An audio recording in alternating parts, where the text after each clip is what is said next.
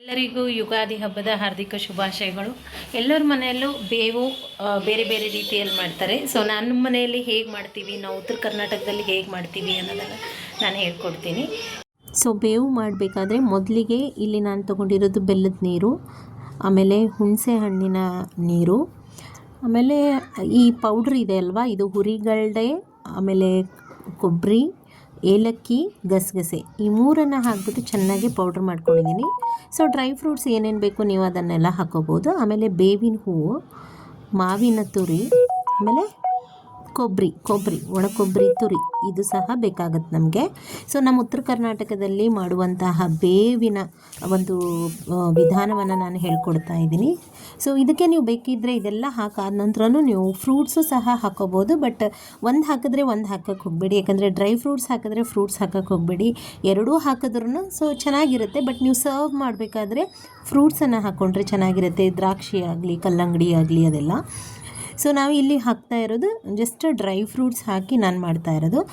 Actually ಮಾಡ್ತಾ ಇರೋದಂದರೆ ನಾನು ಇಬ್ಬರಿಗೆ ಬೇಕಾಗುವಂಥ ಅಷ್ಟೇ ಮಾಡ್ತಾಯಿದ್ದೀನಿ. ಸೊ ಇಲ್ಲಿ ಮೊದಲಿಗೆ ಬೆಲ್ಲವನ್ನು ಚೆನ್ನಾಗಿ ನೀರಲ್ಲಿ ಕಲಸಿ ಸೋಸಿ ತೊಗೊಂಡಿರುವಂತಹ ಬೆಲ್ಲದ ನೀರು, ಆಮೇಲೆ ಹುಣಸೆ ಹಣ್ಣೇನೂ ಅಷ್ಟೇ ಚೆನ್ನಾಗಿ ರಸ ತೆಗೆದುಬಿಟ್ಟು ಚೆನ್ನಾಗಿ ಅದನ್ನು ಸೋಸಿಬಿಟ್ಟು ಹಾಕ್ತಾ ಇರೋದು. ಹುಣಸೆ ಹಣ್ಣಿನ ನೀರು ಮತ್ತು ಬೆಲ್ಲದ ನೀರು ಇದು ಹಾಕಾದ್ಮೇಲೆ ಚೆನ್ನಾಗಿ ಮಿಕ್ಸ್ ಮಾಡ್ಕೊಂಡು ಆದ ನಂತರ ಇದಕ್ಕೆ ಫಸ್ಟ್ ನಾವು ಹಾಕೋದೇನಪ್ಪ ಅಂತಂದರೆ ಬೇವಿನ ಹೂವು ಫಸ್ಟ್ ಹಾಕೋದೆ. ನಾವು ಇದಕ್ಕೆ ಬೇವಿನ ಹೂವನ್ನು ಹಾಕ್ಕೊಳ್ಳೋಣ. ನೋಡಿ, ಈ ಬೇವು ಇರುತ್ತಲ್ಲ, ಬೇವಿನ ಎಲೆ ಬರುತ್ತಲ್ಲ, ಅದರಲ್ಲಿರುವಂಥ ಹೂಗಳನ್ನು ಬಿಡಿಸ್ಕೊಳ್ಳಿ. ಅಥವಾ ದಳ ಸಹ ಹಾಕ್ತಾರೆ, ಹೂ ಹಾಕಿದ್ರೆ ತುಂಬ ಕಹಿ ಬಂದುಬಿಡುತ್ತೆ ಅಂತ. ಬಟ್ ನಾನು ಸ್ವಲ್ಪ ಕ್ವಾಂಟಿಟಿ ಮಾಡ್ತಾ ಇರೋದಲ್ವ, ಸೊ ಒಂದು 4-5 ಅಂದರೆ ಒಂದು ಹತ್ತತ್ರ ಒಂದು 15 ಇರ್ಬೋದು ಅನಿಸುತ್ತೆ ಫ್ಲವರು, ಅದು ಹಾಕಿದ್ದೀನಿ. ಆಮೇಲೆ ಈ ಮಾವಿನ ತುರಿ ಅದು ಹಾಕ್ಕೋಬೇಕು. ಹುಣಸೆ ಹಣ್ಣು ಹುಳಿ ಇರುತ್ತೆ, ಮಾವಿನ ತುರಿನೂ ಹುಳಿ ಇರುತ್ತೆ, ಸೊ ನೋಡ್ಕೊಂಡು ಹಾಕ್ಕೊಂಡ್ಬಿಡಿ. ಇದಾದ ನಂತರ ಇವಾಗ ನಾವು ಹಾಕೋದೇನೆಂದರೆ ಬೇವು ಆಯಿತು, ಮಾವು ಆಯಿತು, ಮತ್ತು ಬೆಲ್ಲನೂ ಆಯಿತು ಅಲ್ವಾ. ಸೊ ಇವಾಗ ಒಣ ಕೊಬ್ಬರಿ. ಸೊ ಟೇಸ್ಟಿಗೆ ನಾವು ಏನು ಮಾಡ್ತೀವಿ, ಇಲ್ಲಿ ಈ ಪೌಡ್ರೇನು ಮಾಡ್ಕೊಂಡಿದ್ದೀವಲ್ಲ, ಹುರಿಗಡಲೆ, ಗಸಗಸೆ, ಏಲಕ್ಕಿ ಮತ್ತು ಒಣ ಕೊಬ್ಬರಿ, ಇದು ಪೌಡ್ರ್ ಮಾಡ್ಕೊಂಡಿರೋದನ್ನು ನಾನು ಈ ಒಂದು ಬಟ್ಲದಷ್ಟು ತೊಗೊಂಡಿದ್ದೀನಿ, ಒಂದು ಚಿಕ್ಕ ಬಟ್ಲದಷ್ಟು. ಸೊ ಇಬ್ಬರಿಗೆ ಅಂದರೆ ಕರೆಕ್ಟ್ ಕ್ವಾಂಟಿಟಿ ಆಗುತ್ತೆ ಇದು.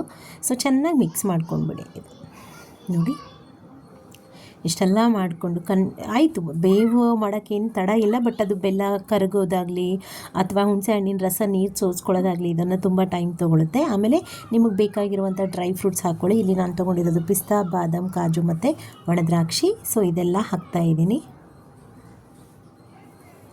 ಇದೆಲ್ಲ ಹಾಕಾದ ನಂತರ ಒಂದು ಸರ್ತಿ ಚೆನ್ನಾಗಿ ಮಿಕ್ಸ್ ಮಾಡಿದ್ರೆ ಸೊ ನಮ್ಮ ಉತ್ತರ ಕರ್ನಾಟಕದ ಯುಗಾದಿ ಹಬ್ಬದ ಬೇವಿನ ಜ್ಯೂಸ್ ಏನು ಹೇಳ್ತೀವಲ್ಲ, ಬೇವು ರೆಡಿಯಾಗಿದೆ. ತುಂಬ ಟೇಸ್ಟಾಗಿರುತ್ತೆ, ನೀವು ಮಾಡಿ ನೋಡಿ ಮನೆಯಲ್ಲಿ. ಈ ಸ್ವೀಟ್ ಮಾಡಿದಾಗೆಲ್ಲ ಒಂದು ಚಿಟಿಕೆ ಉಪ್ಪು ಹಾಕ್ತಾರೆ, ನಾನು ಉಪ್ಪು ಹಾಕಿಲ್ಲ. ಸೊ ನೋಡಿದ್ರಲ್ಲ, ಇವಾಗ ಬೇವು ರೆಡಿಯಾಗಿದೆ. ಇಲ್ಲಿ ದಕ್ಷಿಣ ಕರ್ನಾಟಕದಲ್ಲಿ ಹೇಳಬೇಕಂದ್ರೆ ಬೇವು ಕಚ್ಚೋದು ಅಂತ ಹೇಳ್ತಾರೆ. ಅಂದರೆ ಸೊ ಬೇವು ಮತ್ತು ಮಾವು ಆಮೇಲೆ ಬೆಲ್ಲ ಇದೆಲ್ಲ ಏನು ಮಾಡ್ತಾರೆ, ಒಂದು ಬೈಟ್ ಥರ ತಿಂದುಬಿಡ್ತಾರೆ, ಅದು ಬೇವು ತಿಂದಂಗೆ ಅಂತ. ಸೊ ನಮ್ಮ ಕಡೆ ಮಾಡೋದು ಈ ಥರ ಜ್ಯೂಸ್ ಥರ ಮಾಡ್ತೀವಲ್ಲ.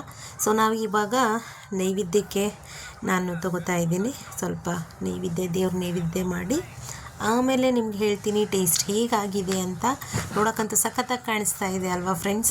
ಸೊ ಡ್ರೈ ಫ್ರೂಟ್ಸ್ ಎಷ್ಟು ಹಾಕ್ತಿರೋ ಅಷ್ಟು ಚೆನ್ನಾಗಿರುತ್ತೆ. ಅಂದರೆ ಜ್ಯೂಸ್ ಕುಡ್ದಂಗೆಲ್ಲ ಬಾಯಲ್ಲಿ ಸಿಕ್ಕಿದ್ರೆ ಆಹಾ ಸಖತ್ತಾಗಿರುತ್ತೆ. ನೀವು ಮಾಡಿ ನೋಡಿ, ಐ ಥಿಂಕ್ ನೀವು ಮಾಡ್ತೀರಾ. ಸೊ ನಿಮ್ಮ ಮನೇಲಿ ಏನೇನು ಹಾಕ್ತೀರಾ ಅನ್ನೋದನ್ನು ನನಗೆ ಹೇಳಿ. ಸೊ ಈ ವಿಡಿಯೋ ಇಷ್ಟ ಆದರೆ ಲೈಕ್ ಮಾಡಿ, ಶೇರ್ ಮಾಡಿ ಮತ್ತು ಕಮೆಂಟ್ ಮಾಡಿ. ನೋಡಿ, ಇವಾಗ ನಾನು ದೇವ್ರ ಮುಂದೆ ಇಟ್ಟು ನೈವೇದ್ಯಕ್ಕೆ ನಮಸ್ಕಾರ ಮಾಡ್ತಾ ಇರೋದು. ಸೊ ಯುಗಾದಿ ಹಬ್ಬದ ವಿಶೇಷ ಬೇವು. ಸೊ ಮಾಡುವ ವಿಧಾನ ನಮ್ಮ ಮನೆಯಲ್ಲಿ ಈ ರೀತಿ ಇದೆ. ಸೊ ನಿಮ್ಮ ಮನೆಯಲ್ಲಿ ಹೇಗೆ ಮಾಡ್ತೀರಾ ಅನ್ನೋದನ್ನು ಖಂಡಿತ ತಿಳಿಸ್ತೀರಾ ಅಂತ ಅಂದ್ಕೊಂಡಿದ್ದೀನಿ ಫ್ರೆಂಡ್ಸ್. ಸೊ ಯುಗಾದಿ ಹಬ್ಬದ ಹಾರ್ದಿಕ ಶುಭಾಶಯಗಳನ್ನು ಹೇಳಕ್ಕೆ ಬಯಸ್ತೀನಿ. ಸೊ ಬನ್ನಿ ಇವಾಗ ಬೇವು ಟೇಸ್ಟ್ ಮಾಡೋಣ ಹೇಗಾಗಿದೆ ಅಂತ. ಯಾಕಂದರೆ ದೇವ್ರ ನೈವೇದ್ಯಕ್ಕೆ ಅಂತ ನಾನು ಟೇಸ್ಟ್ ಮಾಡೇ ಇರಲಿಲ್ಲ. ಸೊ ಇದರಲ್ಲಿ ಹುಳಿ ಜಾಸ್ತಿ ಆಗಿದೆಯೋ ಅಥವಾ ಬೆಲ್ಲ ಜಾಸ್ತಿ ಆಗಿದೆಯೋ ಅಂತ ಗೊತ್ತಿಲ್ಲ. ಸೊ ಅಂದಾಜದ ಮೇಲೆ ಅಂದರೆ ಕ್ವಾಂಟಿಟಿ, ಒಂದು ಗ್ಲಾಸ್ ಹುಳಿ, ಒಂದು ಗ್ಲಾಸ್ ಬೆಲ್ಲದ ನೀರು ತೊಗೊಂಡ್ಬಿಟ್ಟು ಮಾಡಿರೋದು. ಸೊ ಕರೆಕ್ಟಾಗಿದೆ ಅಂತ ಅಂದ್ಕೊಂಡಿದ್ದೀನಿ. ಸೊ ನಾನು ಟೇಸ್ಟ್ ಮಾಡಿ ಹೇಳ್ತೀನಿ ನೋಡಿ.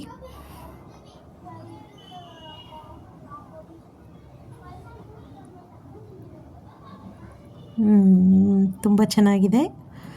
ಸೊ ನೀವು ಬೇವು ಕುಡಿತೀರಲ್ಲ, ಬೇವು ಕುಡಿದಾಗೆಲ್ಲ ಈ ಡ್ರೈ ಫ್ರೂಟ್ಸ್ ಸಿಗುತ್ತಲ್ಲ, ತುಂಬ ಚೆನ್ನಾಗಿರುತ್ತೆ ಅದು. ಒಳ್ಳೆ ಟೇಸ್ಟ್ ಕೊಡುತ್ತೆ. ನೀವು ನಿಮ್ಮ ಮನೇಲಿ ಇದೇ ಥರ ಮಾಡಿದ್ದೀರಾ ಅಂತ ಅಂದ್ಕೊಂಡು. ಸೊ ನಮ್ಮ ಮನೇಲಿ ಈ ಥರ ಮಾಡಿದ್ದೀವಿ, ನಿಮ್ಮ ಮನೇಲಿ ಯಾವ ಥರ ಮಾಡ್ತೀರಾ ಅನ್ನೋದನ್ನು ಖಂಡಿತ ಹೇಳಿ. ನಾನಂತೂ ಇದೇ ಥರ ಮಾಡ್ತೀರಾ ಅಂತ ಅಂದ್ಕೊಂಡಿದ್ದೀನಿ. ಸೊ ಎಲ್ರಿಗೂ ಯುಗಾದಿ ಹಬ್ಬದ ಹಾರ್ದಿಕ ಶುಭಾಶಯಗಳು.